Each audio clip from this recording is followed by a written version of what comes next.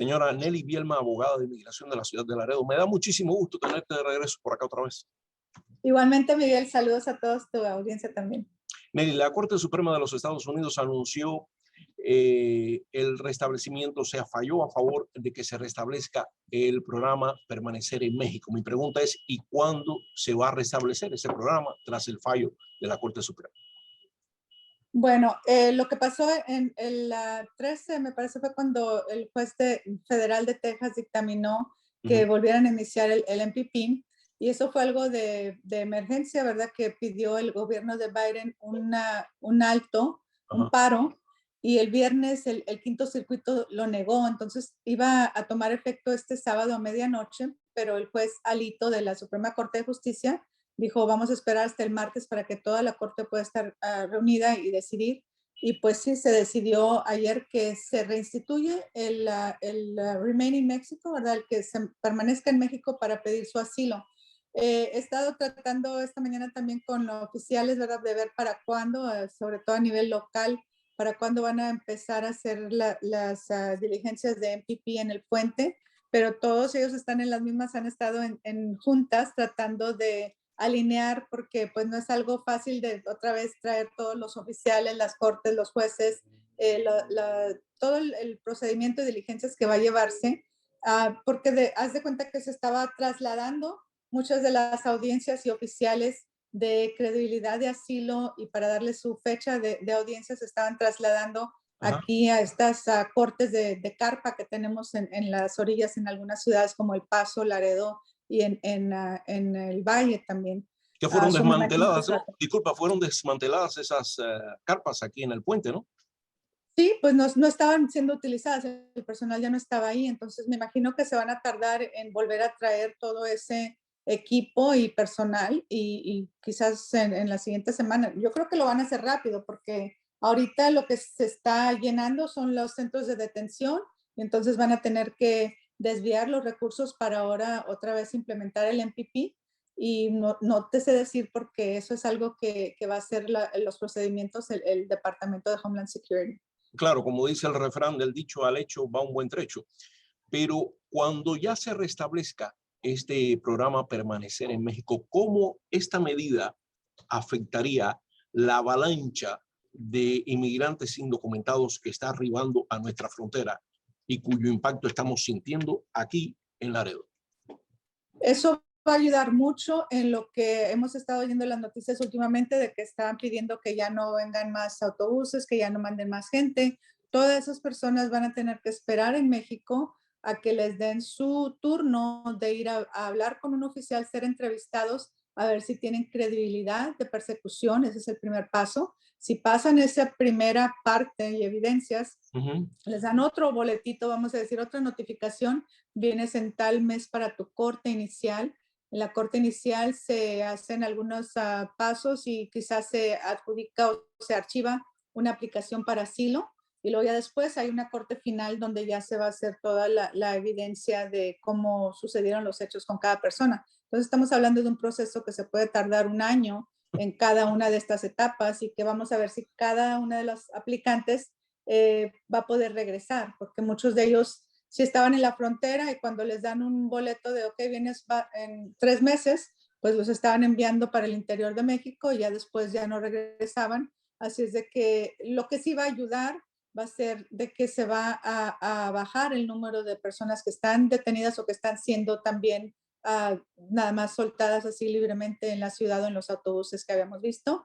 De todos modos, existen algunas excepciones para personas que tengan alguna emergencia o alguna emergencia médica, pueda que los dejen entrar por razones humanitarias, pero la mayoría de las personas va a quedarse en México. Bueno, y precisamente ese era uno de los objetivos de esta medida que fue implementada por el expresidente Donald Trump y que fue desmantelada en su primer día en la Casa Blanca por el actual presidente Joe Biden. Uno de los objetivos, y por favor corrígeme si estoy equivocado, era desanimar a toda esa masa de inmigrantes indocumentados a que permanecieran aquí en albergues en la frontera mexicana, en territorio mexicano, por meses, a la buena de Dios, a ver si le concedían una entrevista en inmigración, y después que le concedieran esa entrevista, si su caso era aprobado o no. Correcto. Sí, porque son varios pasos, ¿verdad? Y también no es nada más de llegar y pedir asilo, tienen que tener suficiente evidencia para convencer a un juez. Hay algunos jueces que tienen un alto porcentaje de negación de estos tipos de Claro. asilo porque no traen evidencia suficiente. Pero pues claro, lo que estábamos viendo ahorita es que, sobre todo aquí en el Valle, estaba ya bien conglomerado y estaban mandando gente al Paso, a otros estados, a otras estaciones para que ayudaran a hacer toda la documentación de las personas. Entonces, pues ha habido mucha logística en el Departamento de Homeland Security que con esta restitución de la MPP, esperamos que ahora todos los esfuerzos se van a ir a eso. Y bueno, ahora falta también, estamos mandándolos a México y sabemos que las noticias en México están también peleando allá ¿cómo se dice? Las entidades no lucrativas que no quieren que manden las personas a México. Entonces ahora falta que en esta cumbre que van a tener los presidentes, a ver qué se decide, a ver si se va a poder enforzar o vayan a tener que mandarlos a un tercer país. Y qué bueno que mencionas ese punto, porque mirándolo desde el ángulo del gobierno mexicano y de México como tal, esto se me hace una intromisión descarada en los asuntos internos y en la soberanía de México, porque ¿acaso contaron con México para de buenas a primeras decir, ¿sabes qué? Toda esta gente que está entrando te la voy a mandar a tu país y a ver cómo le haces. Oye, pero en mi país mando yo, o sea, en mi país hay un gobierno, estamos hablando de México, hay leyes, hay instituciones, porque ahora tengo que cargar yo con tu problema? Lo hice una vez, pero eso no quiere decir que lo haga dos veces. ¿Qué responderías, Eli?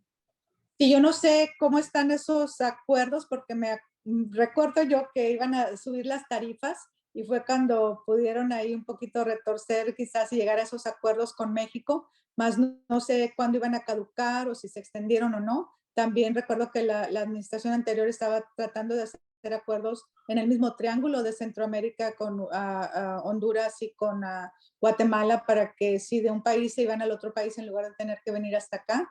So, me imagino que todos estos menesteres pues ya un poquito más elevados, ¿verdad? Entre cada país y su soberanía y qué tratados internacionales puedan hacer, es lo que va a ser el siguiente paso para ver si las personas van a poderse quedar en México o van a tener que ir a un tercer país, porque Ahora, ahorita ha cambiado mucho. discúlpame, de parte de organizaciones pro inmigrantes que defienden los derechos de los inmigrantes indocumentados y los derechos civiles, ellos alegan que eso pondría en riesgo las vidas de miles de inmigrantes indocumentados que se verían obligados a permanecer en la frontera del lado mexicano en medio de una situación de peligro, que sus vidas corren mucho peligro porque se han reportado secuestros, asesinatos, extorsiones.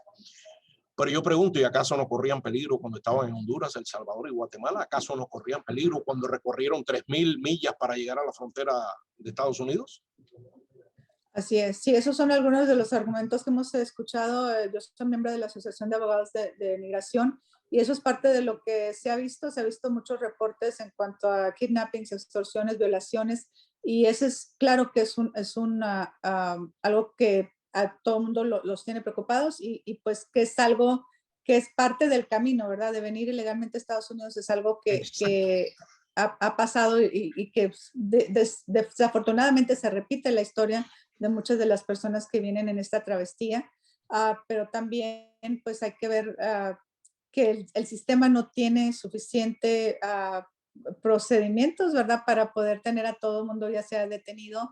Y eso es lo que más bien la Corte dictaminó, que cuando se hizo este cambio repentino, no tomaron en cuenta que ni estaba preparado ICE, ni estaban preparados los centros de detención y que hay muchas personas que están viniendo pidiendo asilo que deben de ser detenidas por ley mandatoria y no se están deteniendo ahorita. Entonces ahorita está este caso, hay otro caso también que está pendiente y vamos a ver qué más va a haber en cuanto a la enforzación de las prioridades de deportación o de ponerlos en proceso de deportación. Yo creo que estos dos convergen.